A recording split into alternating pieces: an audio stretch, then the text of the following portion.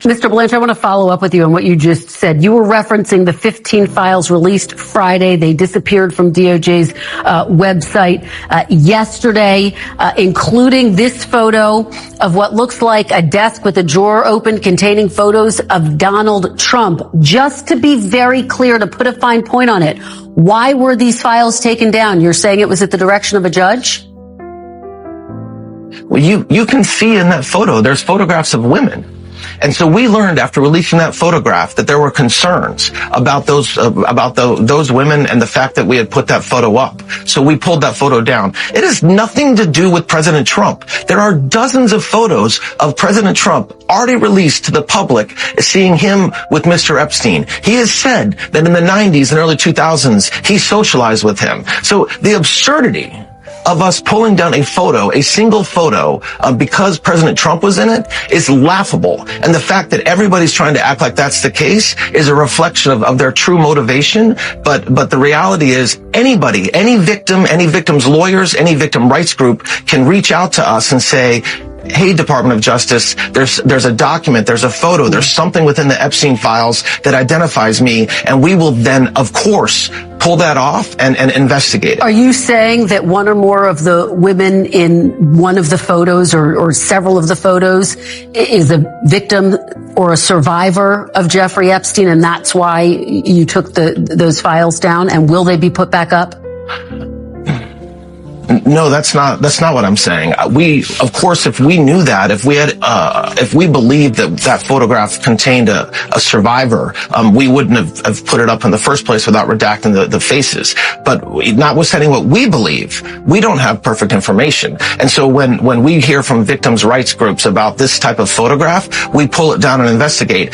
We're still investigating that photo. The photo will go back up, and the only question is whether there will be redactions on the photo. And of course, if there are survivors in any of the photos, we will redact them as Congress expects us to do, as President Trump expects us to do, and as the Attorney General and Director Patel have directed the department to do. That was the Deputy Attorney General, who, I should add, is also Trump's former personal criminal defense attorney, Todd Blanche, offering up a lot of words to avoid simply saying, "We got caught messing with the files to protect Trump."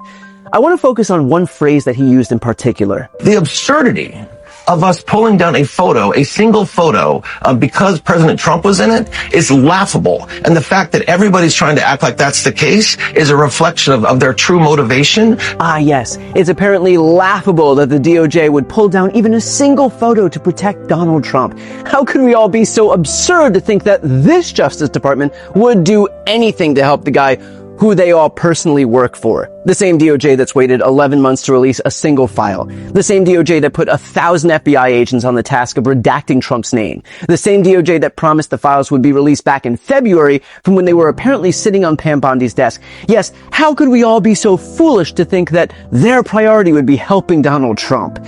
I mean, I'm sorry, but who does Todd Blanche think that he's fooling here? Honestly, who is this for? Literally everyone knows that this government is solely focused on running a cover-up for Trump. I mean, hell, they literally moved Epstein's co-conspirator, Ghislaine Maxwell, to an entirely different prison because she wouldn't rat out Trump. Even a bunch of former Trump acolytes and Trump voters have turned on him as the result of this very issue. We don't know what version of these documents is going to come out, because we have Pam Bondi and Kash Patel, and we have all of these people, this goon squad, who lie about everything. Now we don't know. We can't trust any of them. They told us nothing was going on. Trump does not want the Epstein files to get out, and he's now involved in an active cover-up because he came out with his Department of Justice in July and said there are no Epstein files. They don't exist. There's no emails, no letters, no personal effects. There's nothing left, he said, other than the actual child material, which would show indecent images or photos or videos of the underage girls being abused. Well, we now know that was a lie. So again, virtually the only thing that unites the left and right is an understanding that Donald Trump and his administration are engaged in a cover-up because he is implicated in the files, and whatever's in there is clearly bad enough that it's worth enduring such a monumental hit to their credibility and reputation on a daily basis.